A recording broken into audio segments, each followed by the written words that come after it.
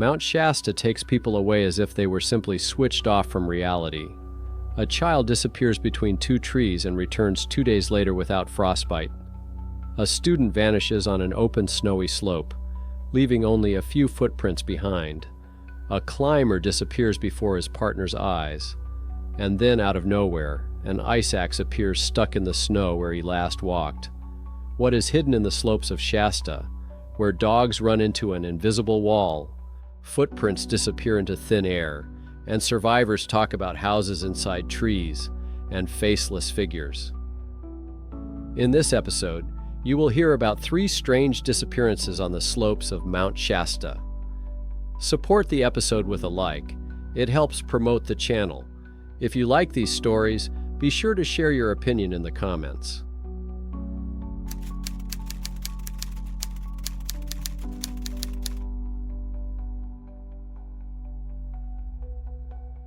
It was the last weekend of May 1996. The Hill family from Redding drove to Bunny Flat, a popular access point to the south side of Mount Shasta. For those who have never been there, it is a large parking lot and strip of forest at an elevation of about 6,800 feet, where the asphalt ends, and a trail leads up to glaciers and climbing routes. That year's winter had been snowy, and although it was already warm by mountain standards, patches of old, dense snow still lay around. Between them were dark rocks, scraps of last year's grass, and low bushes. The Hill family did not come alone. With them was another couple and their children. In total, there were 3 adults and 3 children aged 4 to 8. No climbing, no serious plans. Just sitting by the fire, walking in the snow, letting the children run around in the real mountains. They set up a small tent camp a short distance from the parking lot, on a flat area near a strip of sparse forest. On one side they could see the cars, and on the other, a gentle slope covered with sparse pine trees and patches of snow. The weather was clear and windless. From above, everything looked safe.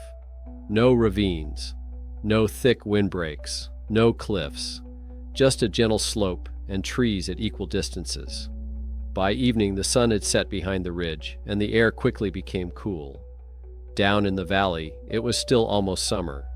Still, here, at over 6,000 feet, day and night were separated by a sharp boundary. As the sun set, a damp cold crept out of the snow and earth, and everyone wanted to be closer to the fire. The parents got busy with dinner.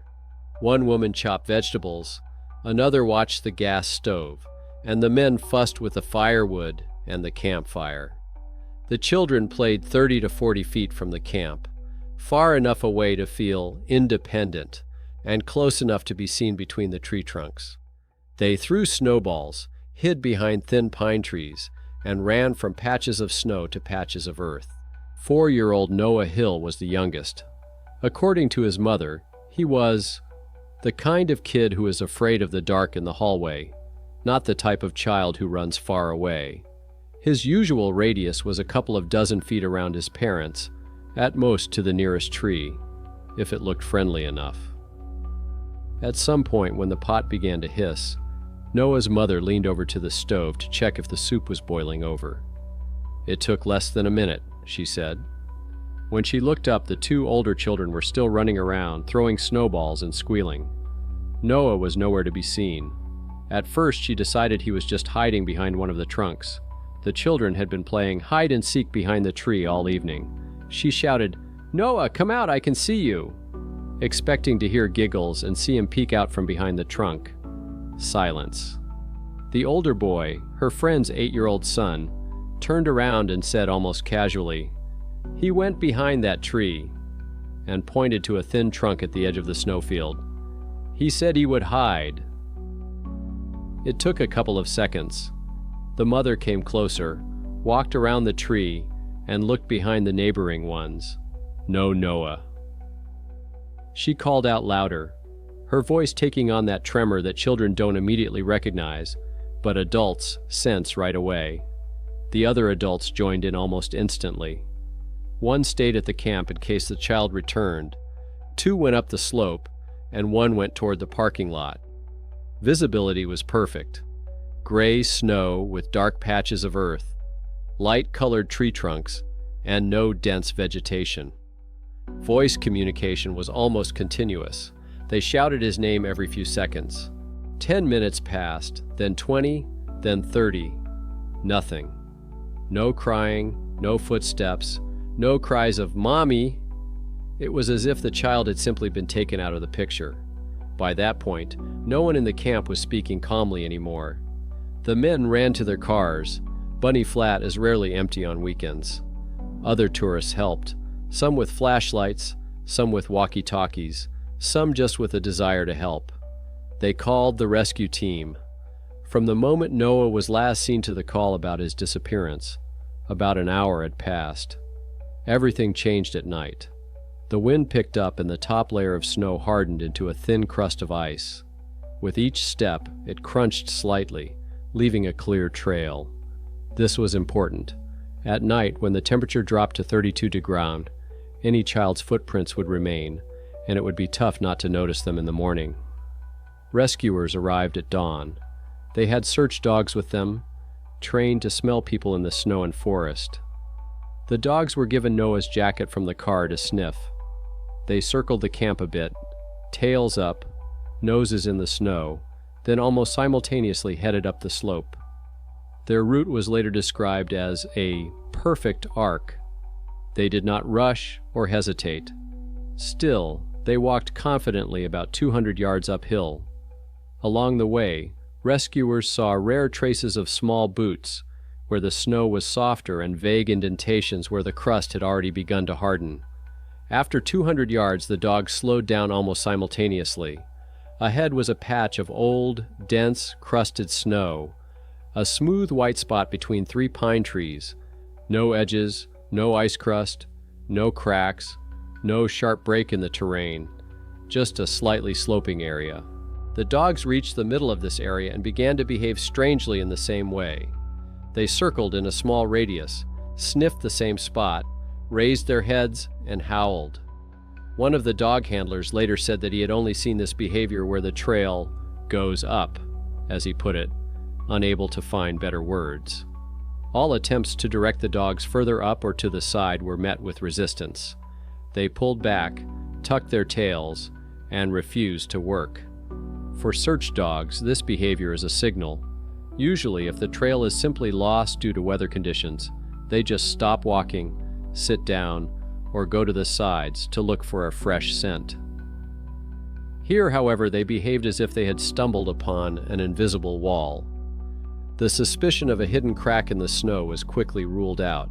The snowpack was solid, and solid ground could be felt beneath it.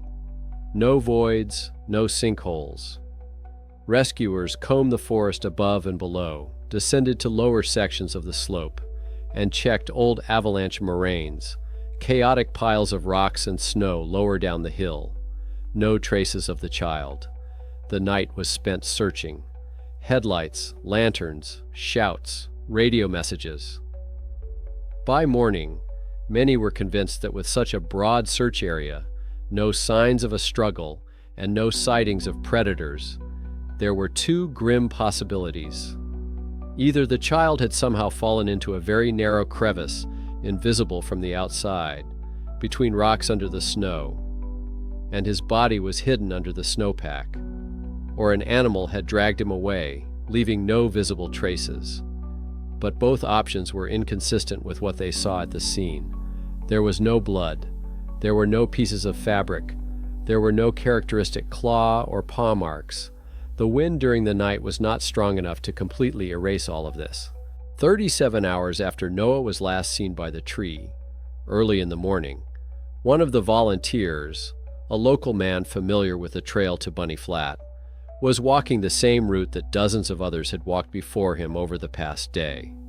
Just 300 feet from the camp, slightly off the main trail, his gaze caught on a strange patch of fabric color in the low bushes.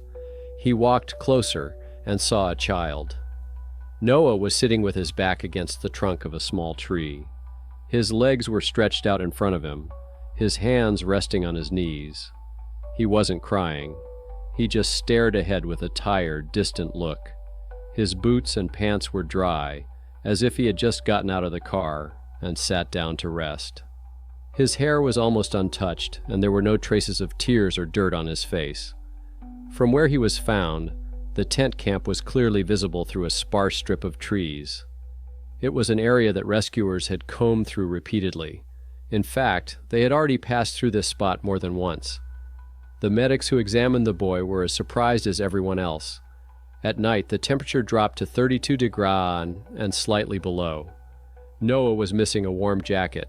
He was wearing light clothing suitable for evening games around the campfire, but not for spending the night in the woods. Under such conditions, the child should have shown clear signs of hypothermia, shivering, blue lips, decreased consciousness. Instead, he was only slightly dehydrated and tired. Tests later confirmed that his body was indeed dehydrated, but not to the extent of almost 2 days without food or water in the cold. Noah was lethargic but conscious. He did not answer questions immediately, as if he had to dig for words from deep within.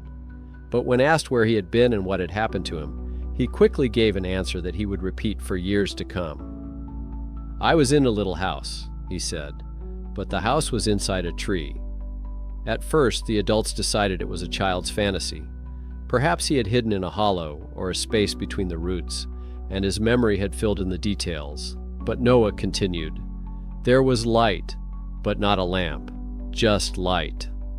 When asked for clarification, what kind of light, what color, he always answered in much the same way, "Just light, like when the sun shines through your eyelids, only inside." The main detail that made many people shudder was the description of the uncle in this house. "There was an uncle in a red jacket without a face," Noah repeated. "He said he would take me back when my mom stopped crying." When asked what "without a face" meant, the child said, "Well, just smooth, like a hood, only where the face should be, just nothing." The description mustn't change.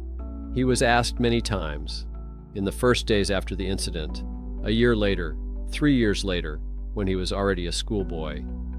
The words matured, but the essence remained the same.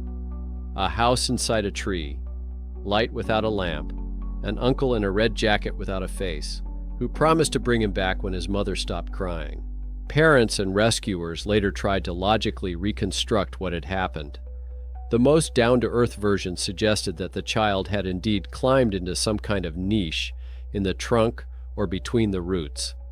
On mountain slopes, there are sometimes voids where a tree has grown around a rock or an old, rotten trunk. There, he could have waited out the night, partially protected from the wind and cold. But questions remained. Why didn't any of the dogs lead them to this shelter if it was within 200, 300 feet of the camp? Why wasn't he found immediately, but only after 37 hours, in an area that had already been searched? And most importantly, why did his condition seem so different from 2 days of wandering on a cold slope?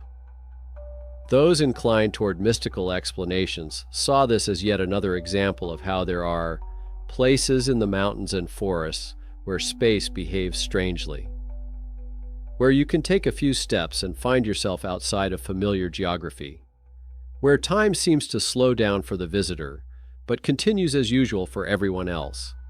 Those who stood on the solid ground of science spoke of the child's psyche, which is capable of constructing protective stories around traumatic events. The child could have gotten lost, experienced intense fear, fallen into an area that the brain then stitched up with the image of a tree house and a kind uncle, a figure that holds the child psychologically while adults rush around. But this version also did not fit well with the physical details. There was no trace of an overnight stay. There was no obvious shelter. And there was a strange, almost simultaneous disappearance of tracks in the snow, where dogs circled and howled as if before an invisible border. The Hill family eventually moved away from Redding, not because they were afraid. According to them, it was because every view of Shasta from the window reminded them of that evening. Noah grew up, became an adult, and eventually stopped talking about it willingly. But if he was asked about it, At meetings with old acquaintances or curious journalists, he said roughly the same thing. "I think I didn't freeze only because it was warm there, and light. But it definitely wasn't a normal house, and it was definitely inside a tree." He described the man in the red jacket dryly, almost technically. "I think it was something that wanted to look like a human, so I wouldn't be afraid. But the face, it was as if it didn't know what a face should look like." Families with children still come to Bunny Flat. The snow falls early and melts late there, and almost every spring you can see kids just like Noah was back then, making snowballs against the backdrop of the vast white pyramid of Shasta.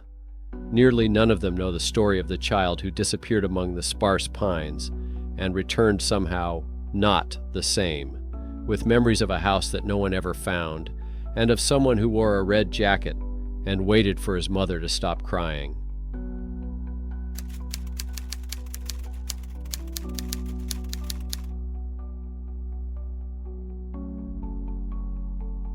The disappearance, which later came to be known as Between Two Glances, occurred in early summer 1993 on the slopes of Mount Shasta, in an area adjacent to Horse Camp. 3 students from Oregon planned what they considered to be a simple overnight trip in the mountains, to walk from Bunny Flat to an area about 8,000 feet above sea level during the day, set up camp near a well-trodden trail, and return in the morning without venturing into the high mountain part of the route. The day was quiet, windless, with clear air and perfect visibility, a rare combination for an area known for its unpredictable weather. By midday, they had left Bunny Flat, and by evening they had stopped in a forest area at an altitude of about 7,800 to 8,000 feet. They set up camp next to a well-trodden trail, which groups regularly used that day. The evening unfolded as usual. Sparse pine trees cast long shadows, snowfields alternated with patches of dark earth and rock, and the first lights were already coming on below. 2 of the students took care of the campfire and dinner, unpacking their backpacks and putting a pot on the fire. The third, Mark, who was passionate about photography, decided to climb a little higher up the trail to photograph the sunset against the backdrop of the slope, and said he would be gone for just a minute or 2. From the camp, it was easy to see him without his backpack, with his camera around his neck, climb the trail about 150 to 200 feet, and stop at a large boulder that served as a landmark and was clearly visible from below.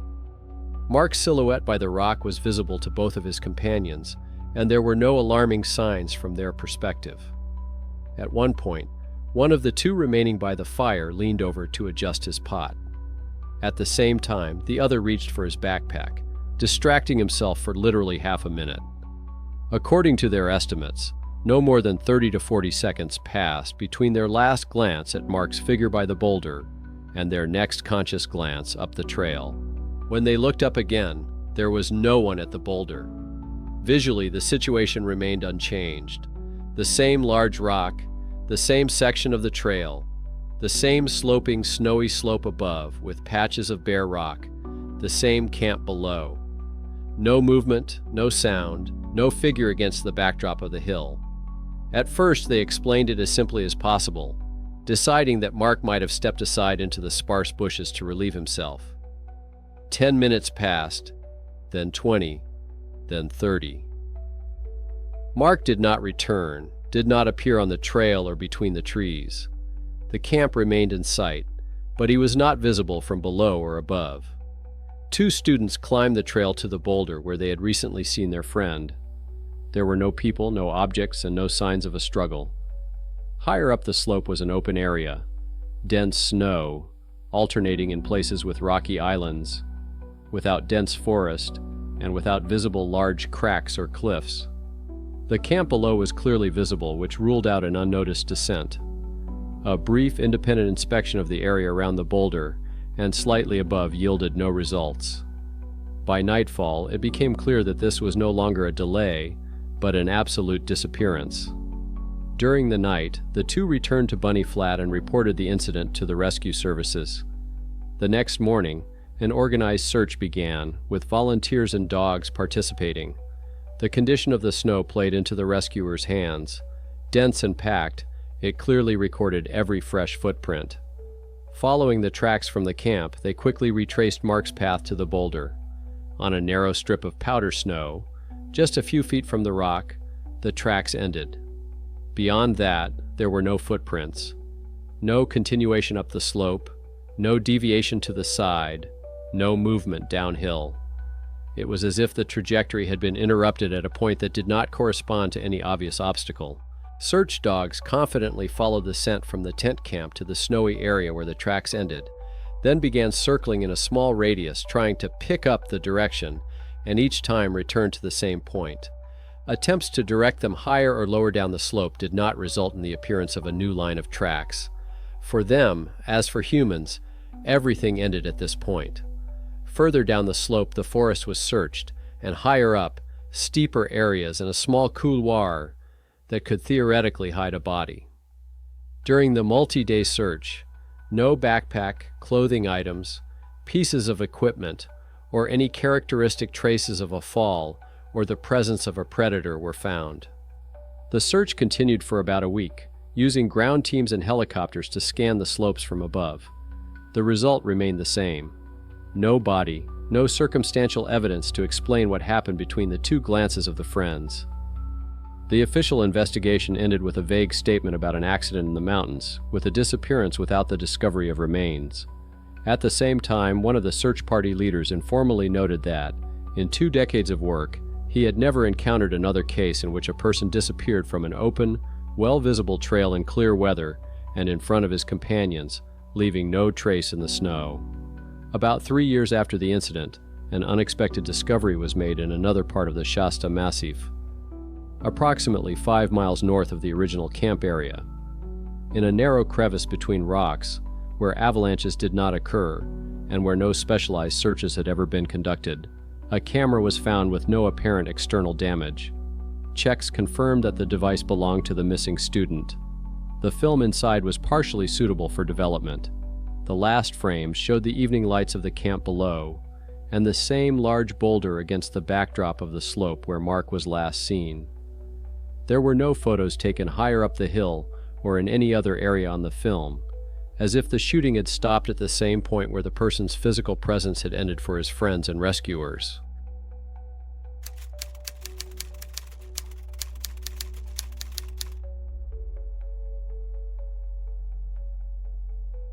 At the end of May 1999, a group of 4 climbers ascended the standard avalanche gulch route on the southern slope of Mount Shasta. The route included a start from Bunny Flat, an exit to the intermediate plateau area, and a further move to Lake Helen for a possible summit attempt in favorable weather. All participants had experience traveling in snow. 3 had previously climbed Mount Shasta and were familiar with the route and typical dangers. The first day passed without incident. The group left Bunny Flat in the afternoon, climbed to 50 on 50 Plateau, and set up camp. There was a moderate wind at night, as expected for the altitude and time of year. Still, no significant deterioration in weather conditions was observed. The morning departure on the second day went according to plan, heading towards Lake Helen and beyond, provided that visibility and slope stability were maintained. Closer to noon, at altitudes above 10,000 feet, the wind conditions changed. The wind picked up so much that it began to remove the top layer of snow, raising a dusting of snow and forming faint white strips of haze above the slope.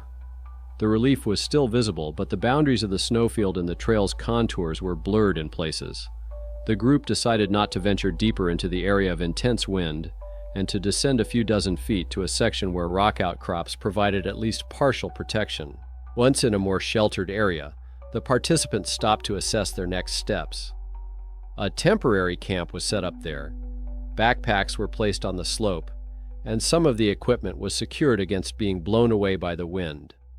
One of the participants, 40-year-old Joel, suggested climbing higher to a small rock ledge above the camp area to visually assess the condition of the slope toward Red Banks. The idea was to determine the density of the snow dust, the actual visibility, and the degree of snow drift along the route from a higher point before deciding whether to turn back or continue. Joel left the temporary camp, traveling light with a minimal set of equipment. His partner, Carter, remained below, sitting on his backpack and watching his movements. According to subsequent testimony, the distance from the rest point to the rock ledge was approximately 200 to 250 feet in a straight line up the slope. Joel's trajectory first followed a slightly indented hollow, traces left by previous groups, then veered toward a small ledge of dark rocks. At this point, the wind periodically lifted a veil of snow dust between the observer and the climber, but did not completely obscure his figure. Carter continued to observe Joel's silhouette against the light-colored slope from time to time. The last visual contact is described as the moment when Joel was already on or directly next to the rock ledge, standing relatively still, slightly above the midline of the slope, and probably looking up at the space above.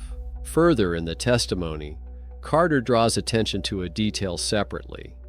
He noted that during one gust of wind, the section of the slope around the rock ledge visually darkened. That is, the background appeared slightly darker than the surrounding snow. There were no cloud shadows at that moment. The sun was relatively high, and there were no apparent reasons for the local darkening. The density of the snow dust could have produced a brief change in contrast. Still, Carter emphasized that this episode was visually distinct from the usual passage of a snow curtain. When the next gust of wind dissipated, Joel's figure was no longer on the ledge. Carter estimated that no more than a few tens of seconds had passed between the last clear sighting of his silhouette and the moment when he disappeared from view. At the same time, the sections of the slope above and below the ledge remained in view. Large rocks and landmarks did not change, and there were no signs of a fall or movement to the side.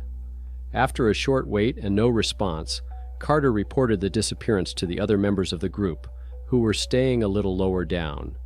It was decided to immediately climb up to the rock ledge. An inspection of the ledge revealed the following. Its surface was a relatively flat area of dense snow. There were no visible depressions, cornices, sharp drops in height, or open cracks. A compact group of cat prints, metal spikes on the soles of boots, was found on the platform, indicating that a person had been standing in one place for some time, approximately facing the slope upward. The key point was that these prints did not continue in any direction. There was no line of tracks leading forward, deeper into the ledge, no tracks leading backward, toward the lower part of the slope, and no sideways tracks were recorded. The snow around was dense enough to preserve each new footprint for a noticeable period in conditions of light additional snowfall. No traces of sliding or falling were found at the site, nor were there any grooves that would have formed if a person had been involuntarily swept down the slope. Information about the disappearance was passed on to the rescue services. Local search and rescue teams familiar with Avalanche Gulch were immediately dispatched to the area. The initial version, announced on site, suggested a hidden snow crack or a local hole in the crust. In this area, the top layer of snow appears solid, but a void lies beneath. Such a structure could explain the sudden disappearance when stepping forward. In accordance with this hypothesis, the ledge was probed with probes and avalanche probes to the accessible depth. Probing did not reveal any voids beneath the site's surface. The snow beneath and around the ledge showed uniform density down to the solid base. No sharp drops or areas of abnormally low resistance were recorded. At the same time, the line of couloirs lower down the slope was surveyed. If a fall or avalanche had occurred, even without evident traces near the ledge, there would most likely have been furrows, scattered equipment, or other evidence indicating the trajectory of the body. No such signs were found during the inspection of the couloirs. In the following days, while weather conditions permitted, the area was surveyed from the air using a helicopter. Particular attention was paid to areas not visible from below. Cornices, potential pockets in the terrain, and places where a person could have ended up as a result of a fall. This did not yield any results.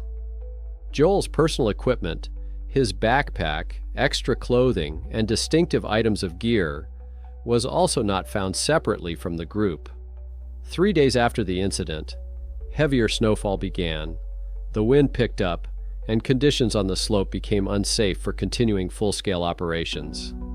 The official search was called off, and Joel was declared missing, with the wording that he was likely killed as a result of a fall or being caught in a hidden snow structure. The specific mechanism of the accident was not described in the documents. About a month later, when the temperature rose and the snow cover partially settled and melted, the rock shelf area was re-examined under milder conditions. The goal was to ensure there were no new sinkholes and that no equipment was hidden under the snow. During the re-examination, a change was noted that had not been observed on the first day after the disappearance. In the central part of the very flat area where the group of cat tracks had previously been found, a single ice axe protruded from the snow, stuck vertically with the handle pointing upwards. The ice axe was not noticed in this location in the first hours and days after the incident, either by the members of the original group or by the rescuers. The reports indicate that at the time of the initial examination, the area was free of equipment. The serial number and markings on the ice axe did not allow it to be definitively linked to Joel or any of the other members of the group. None of them reported losing an ice axe, and according to the available data, such an item was not listed in the equipment registers of other groups working in the area during the specified period. The fact that a vertically stuck tool appeared at the point considered the center of the unexplained disappearance was recorded, but no clear explanation was given. Within the local rescue community, this episode is considered one of the most anomalous cases on Shasta. The reason is a combination of factors. The person disappears on an open, easily visible slope with sufficient visibility for visual control in the presence of a witness at a short distance, while the snow's structural condition and subsequent inspection do not indicate any obvious direction of his further movement. The flat area on the ledge shows only a compact group of standing footprints, after which there is no physical continuation of the trajectory. Combined with the later appearance of an unregistered ice axe, this formed a strong unofficial opinion that this case goes beyond the standard scenarios of mountain accidents, despite the formally neutral wording in the official conclusion.